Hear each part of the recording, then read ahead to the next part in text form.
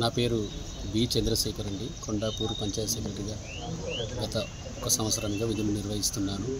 అయితే గత 1 సంవత్సరం కాలంగా పంచాయత్ సెక్రటరీగా విధులు నిర్వహిస్తున్నాను. అక్కడ ఈరోజు నా పైన కొండాపూర్ గ్రామం చెందిన శేఖర్ అనే వ్యక్తి అలిగేషన్స్ చేయడం జరిగింది. దానికి వివరణ ఇవ్వడానికి నేను మీ ముందుకు రావడం జరిగింది. అతను నా వద్దకు రావడం జరిగింది. ఓనర్షిప్ ఇవ్వాలి అని చెప్పేసి నా దగ్గరికి రావడం జరిగింది. కాకపోతే ప్రస్తుతానికి ఓనర్షిప్స్ ఇవ్వడం లేదని కూడా తెలపడం జరిగింది. అదేవిధంగా ఏదైనా ఉంటే ఇవ్వడానికి వీలవుతుందా లేదా, మీ కుటుంబ సమస్యల గురించి మేము విచారణ జరిపించి ఇస్తామని చెప్పేసి విచారణ జరిపించగా అతని ఆస్తి, అతని ఉంటున్న ఇల్లు స్థలము అతని ఉమ్మడి ఆస్తిగా వాళ్ళు ఆల్రెడీ నాకు పిటిషన్ ఇవ్వడం జరిగింది. దానివలన అతనికి నేను ఇవ్వలేకపోయాను. అతను ఏదైతే నేను ఇది పిటిషన్ తీసుకొని అతనికి ఇవ్వడం కుదరదు. ఈ ఆస్తి ఉమ్మడి ఆస్తి కాబట్టి ఒకరికి విచారణ జరిపించిన తర్వాత అందరూ కంప్లీట్గా మీకే చెందుతుంది అని చెప్పేసి ఇచ్చిన తర్వాత ఏదైనా సాధ్యాలను పరిశీలించి మా పై అధికారులను సంప్రదించి ఇస్తారని తెలపడం జరిగింది. అదేవిధంగా అతను ఈ ఓనర్షిప్స్ ఇవ్వకపోవడం వలన మా పైన అనేక రకమైన దూషణలు ప్రత్యక్షంగా మాకు ఎప్పుడు ఫోన్ కాల్స్ చేస్తూ బెదిరింపులకు గురి చేస్తూ మమ్మల్ని వేధించడం కూడా జరుగుతూ ఉంది. మిమ్మల్ని చూస్తాము, మేము వేరు భాషజాలతో బెదిరించడం జరుగుతుంది. కాబట్టి మేము దీనికి ఇలాంటి ఆధారాలతో మీ ముందుకు రావడం జరుగుతుంది.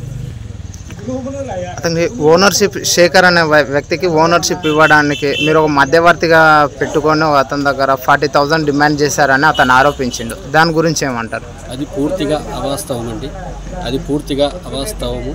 ఎలాంటి వ్యక్తులను కానీ మా దగ్గరికి సంప్రదించలేదు. శేఖర్ అనే వ్యక్తి 2 సార్లు మా దగ్గరికి రావడం జరిగింది. అతనికి మేము విచారణ జరిపించి ఇస్తామని చెప్పడం జరిగింది తప్ప ఆయన గురించి ఎవరితోనూ మేము అలాంటి మాటలు జరపలేదు, సంప్రదింపులు జరపలేదు. ఇది పూర్తిగా అవాస్తవం. అతనికి ఇవ్వకపోవడం వలన అతను మా పైన కక్ష సాధింపు ధోరణిలో ఇలాంటి అబద్ధాలు మాట్లాడడం జరుగుతూ ఉంది. అది పూర్తిగా ఏదైనా ఉంటే మీరు విచారణ జరిపించుకోవచ్చు. ఎవరి ద్వారా మేము సంప్రదించడము అనేది అతను ఆరోపణలు చేసిన వారితో కూడా విచారణ జరిపించి మీరు తెలుసుకోగలరు. అతను 6-7 నెలల నుండి వాళ్ళమ్మ పద్మమ్మ ఉన్నారు బాధితురాలు. ఆమె మీ గ్రామ పంచాయతీ చుట్టూ తిరుగుతున్నా కూడా ఆమెకి ఓనర్షిప్ సర్టిఫికెట్ ఇవ్వట్లేదని, ఇంకోటి ఆమె కొద్ది తర్వాత అప్లికేషన్ ఓనర్షిప్ సర్టిఫికెట్ కోసం దరఖాస్తు పెట్టుకున్న వాళ్ళకి ఇచ్చిండ్రంట. అట్లా ఇవ్వకుండా ఉండడానికి రీజన్ ఏంటి? ఇప్పుడు ఆమె ఎప్పుడు కూడా రాలేదు. ఆమె తరపున వాళ్ళ అబ్బాయి శేఖరే రావడం జరిగింది తప్ప ఆమె ఎప్పుడు రావలేదు. అయితే 6 నెలల నుంచి అంటే మేము కొత్తగా రావడం జరిగింది కాబట్టి విచారణ జరిపించి ఇస్తామన్నమాట వాస్తవము.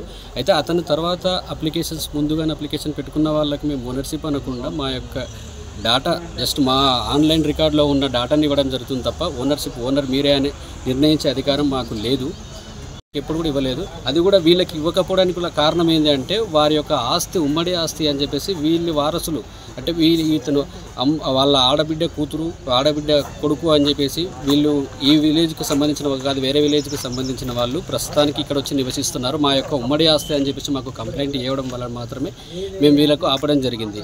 విచారణ జరిపించిన తర్వాత అందరి సమక్షంలో అందరూ ఓకే అవుతానంటే ఇవ్వడం జరుగుతుందని చెప్పడం జరుగుతుంది. కానీ ఇతను అవేమి చెప్పకుండా మా మీద ప్రత్యక్షంగా దూషణలకు జరపడం, మమ్మల్ని టార్గెట్గా కంప్లైంట్ చేయడం, మా మీద నిరాధారణ ఆరోపణలు చేయడం జరుగుతూ ఉంది.